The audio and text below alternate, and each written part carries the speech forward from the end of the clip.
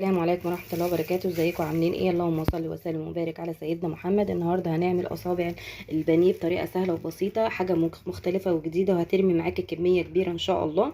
ده نص كيلو صدور فراخ بانيه متقطع كده حتت صغيرة. معايا الحشوة بتاعته فلفل الوان وبصل، الحشوة اللي تعجبك. معايا جبنة رومي، موتزاريلا، ده شوية شيبسي اللي هو الدوريتوس دوت اللي هو الشكل بتاعه ده، هو ده بيدي طعم حلو قوي في الاصابع بتاعتنا دي. معايا نص كوبايه فينو ناشف، وانا فرماه في الكبه وشايله الطبقه الحمراء بتاعته. التوابل اللي معايا: توم وبصل بودره، كزبره، معلقه صغيره قرفه، توابل فراخ، رشه ملح. طبعا الملح حسب ما يحتاج معاكي. معايا ربع معلقه فلفل اسود ومكعب مرق. وطبعا الكفر طبعا هنغلفه، هقول لكم على المقادير بتاعته لما نيجي نغلف الفراخ بتاعتنا. اول حاجه هنسمي الله، بس ما تنسونيش في اللايك والاشتراك وتفعيل الجرس عشان يوصلوا كل جديد ان شاء الله. جاهز الكبه بتاعتنا اهي بالشكل ده. الفراخ اهي، بسم الله الرحمن الرحيم. هنحطها في الكبه هي الاول تتفرم بالشكل ده اهي. نحطها في الكبه بتاعتنا كده، لازم نصفيها من الميه يفضل اهو الطريقه دي. هنفرم الفراخ الاول، لازم الفراخ ننعمها خالص. بصوا الفراخ اهي بقت كده كويسه. هنجيب نص كوبايه الفينو اللي معانا اللي احنا طحنينه، وهنحط كمان التوابل بتاعتنا اهي بالشكل ده، وهنفرمها. بصوا اديني بفرم فيها اهي.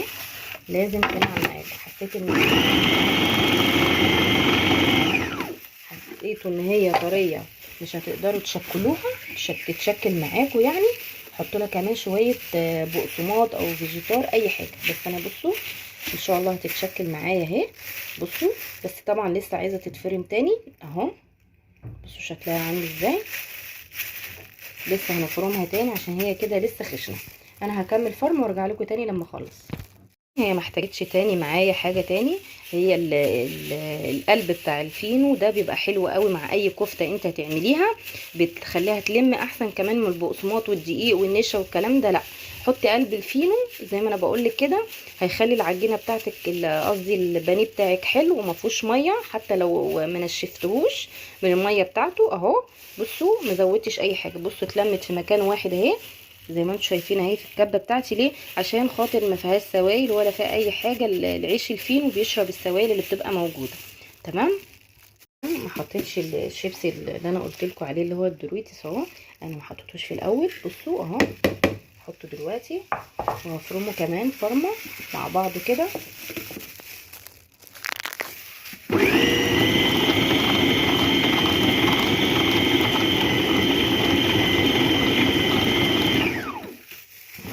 بصوا شكلها معانا تغير كمان اللون بتاعها لما حطينا الدوريتوس بتاعنا. بصوا اهو لازم كده ما تكتروش الملح عشان الشيبسي فيه ملح، بيبقى الملح بتاعه عالي شويه.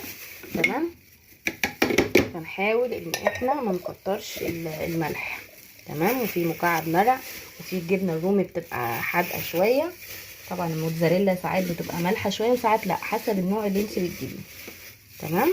اهي شكلها معانا اهي الكفته بتاعتنا بعد ما فرمناها البانيه بتاعنا.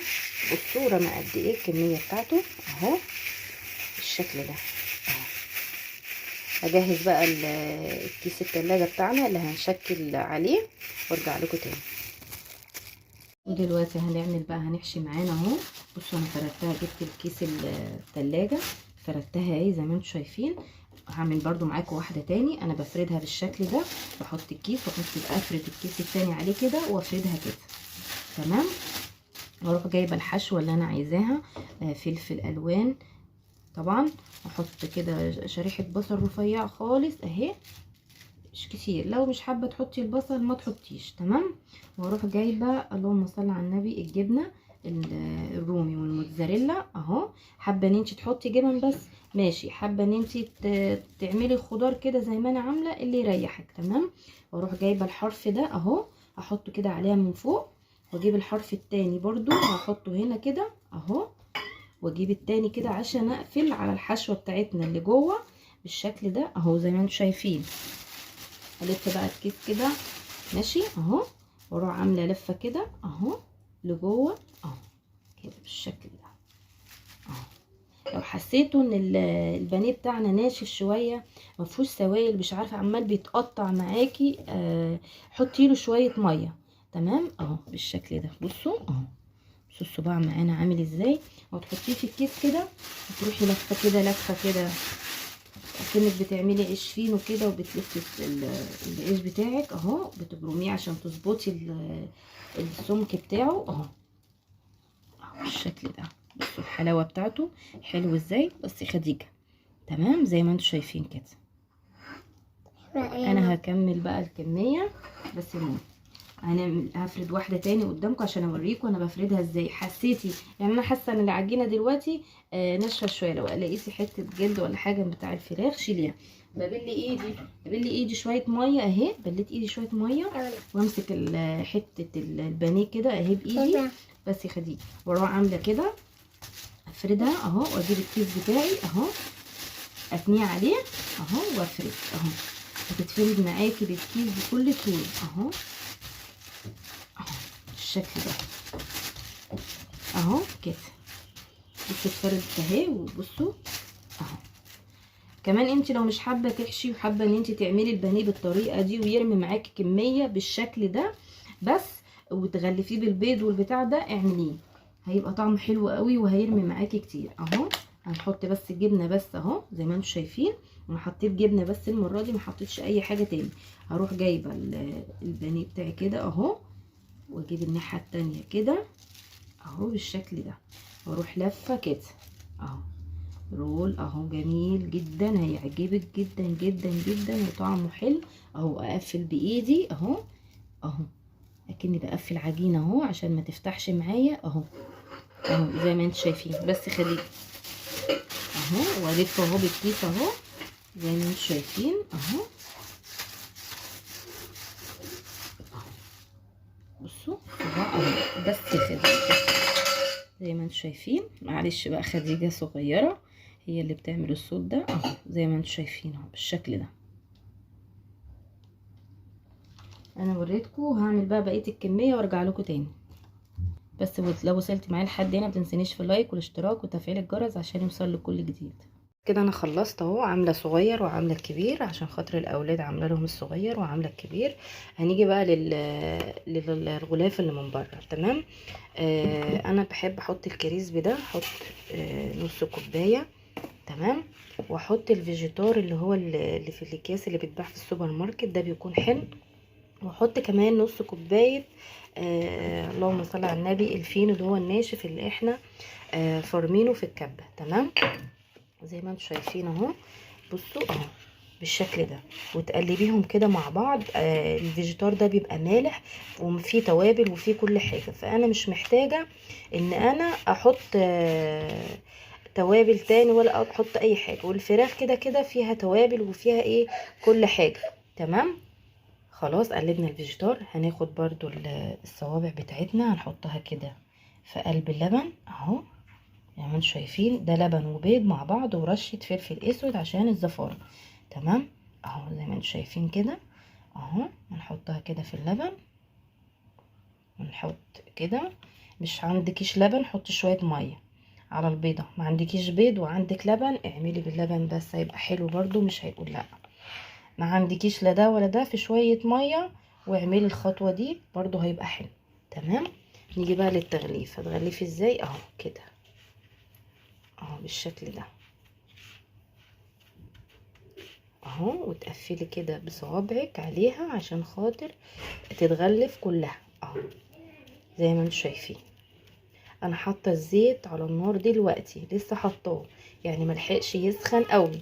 تمام اهو زي ما احنا رايحين اهو. بصوا اهو بسم الله الرحمن الرحيم لسه ملحقش يسخن يا دوبك حاجه بسيطه اهو، مش لدرجه الغليان. تمام انا مش ماليه الطاسه زيت، انا عايزه الحاجه بتاعتي تستوي وحاطه على العين الوسط. تمام اهو زي ما انتم شايفين بسم الله خلاص غلفتي حمري على طول. تمام. لو عندك بقى كميه كبيره شيليها من غير ما تغلفي، يعني حطيها في الفريزر كده من غير ما تغلفيها بالبقسماط. يفضل ان انتي تغلفي وقت العمايل بس، وشيليها كده في طبق من غير ما تغلفي. بسم الله اهو. اهم حاجه نسمي بسم الله واحنا بنعمل حاجتنا، هتطلع حلوه وطعمها جميل وحاجه مختلفه، مش كل شويه بانيه ومكرونه، لا احنا هنعمل بانيه بطريقه جديده ومختلفه. اصابع كده حلوه محشيه هتعجبك اهو بالشكل ده. نرجع نغلف تاني اهو، نغلف كله مع بعض اهو بالشكل ده. انا بعمل بايدي يا جماعه لان ده بيتي وحاجتي اللي انا باكلها، غاسله ايدي وغاسله حاجتي، فانا مش متضايقه. لو في حد متضايق من الموضوع ده براحته. كل ست بيت اكيد اكيد يعني مش بتلبس جوانتي وهي بتعمل الاكل بتاعها. تمام. بس في ناس بس وهي بتحب وهي بتصور عشان ما حدش يقرف والكلام ده، لا ده بيتي اعمل بقى فيه اللي انا عايزاه بالشكل ده. بس عايزه اقول لكم طعمه بيبقى حلو وهيعجبك وبيرمي كميه كبيره. لو انت عايزه كمان تضاعفي الكميه ممكن تسلقي ربع كيلو بطاطس وتحطيه عليه اهو بالشكل ده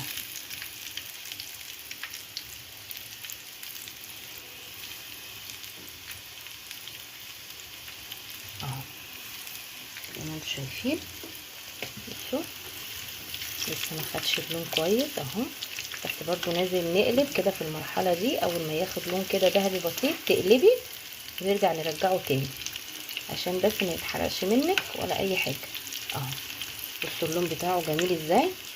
لو انت عايزه الكفر باللون الذهبي ده اعملي اللي انا قلت لك عليه، حطي الخلطه اللي انا قلت لك عليها. هتجيبي فينو تنشفيه وتشيلي القشره البني اللي من فوق اللي هي بتاعه الفرن بتاع السوا، وتجيبي وتطحنيه في الكبه، وتجيبي الكريسبي تطحنيه برده في الكبه وتخليه ناعم، وتجيبي معاهم كيسين فيجيتار من اللي هو في السوبر ماركت. تمام. انا هكمل وارجع لكم تاني. بصوا شكلها عامل ازاي. انا قلبت كله على الناحيه الثانيه اهو بالشكل ده. خلاص اهو بصوا هي كده خلاص استوت كده. هنا هي كده كده مفرومه اهو بالشكل ده. بصوا حلو ازاي. تمام. انا هطلعها ونقدمها مع بعض. خلاص احنا خلصنا، بس طبعا مش دي الكميه، كان في كده حاجات عماله تتاخد اول ما بتطلع. بصوا اهو هنقدم بقى كده في الطبق اللي احنا هناكل فيه اهو بالشكل ده. الصابع بتاعتنا الجميله الحلوه خلي لونها كده يكون حلو اهو انتوا شايفين. بصوا اهو عايزه اقول لكم حلوه جدا وطعمها حلو وسهله وبسيطه وبترمي معاكي كميه حلوه اكتر من البانيه اللي انت بتعمليه زي ما انت شايفه اهو. بصوا بجد حلوه وتستاهل التجربه بجد. متنسيش بقى في اللايك وتعليق حلو عشان بجد الوصفه حلوه. دلوقتي خلاص اهو زينا كده بقرن فلفل شرايح الشيبسي اللي احنا عاملينه بيها اهو. والسلام عليكم ورحمه الله وبركاته.